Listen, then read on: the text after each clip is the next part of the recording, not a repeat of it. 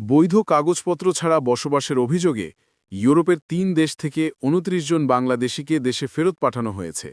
বৃহস্পতিবার ২৫শে সেপ্টেম্বর রাতে ইটালি, গ্রিস ও সাইপ্রাস থেকে একটি চার্টার্ড ফ্লাইটে তারা ঢাকায় পৌঁছান।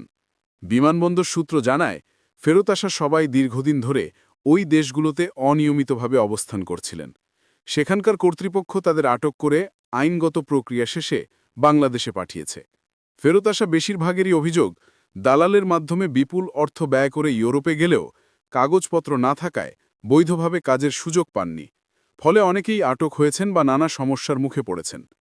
সূত্র জানায়, ইউরোপে অনিয়মিতভাবে বসবাসরত বাংলাদেশিদের বিষয়ে সংশ্লিষ্ট দেশগুলোর সঙ্গে ঢাকার নিয়মিত যোগাযোগ চলছে। এর অংশ হিসেবে ফেরত পাঠানোর প্রক্রিয়া অব্যাহত রয়েছে। এর আগে একাধিকবার ইতালি, গ্রিস, সাইপ্রাস ও অস্ট্রিয়া থেকেও বাংলাদেশিদের দেশে ফেরত পাঠানো হয়েছে। ২০১৭ সালে বাংলাদেশ ও ইউরোপীয় ইউনিয়নের মধ্যে স্বাক্ষরিত স্ট্যান্ডার্ড অপারেটিং প্রসিজিয়ার্স বা এসওপির আওতায় যৌথ রিটার্ন অপারেশনের মাধ্যমে সর্বশেষ এই ২৯ জনকে ফেরত পাঠানো হয়েছে। ফেরত আসাদের মধ্যে ১৪ জন ছিলেন গ্রিসে, বাকিরা অবস্থান করছিলেন ইটালিতে ও সাইপ্রাসে।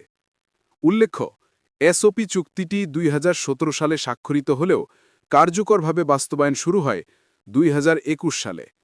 ওই বছর ইইউ বাংলাদেশ সহ কয়েকটি দেশের জন্য কিছু ভিসা সুবিধা সাময়িকভাবে স্থগিতের ঘোষণা দেয়।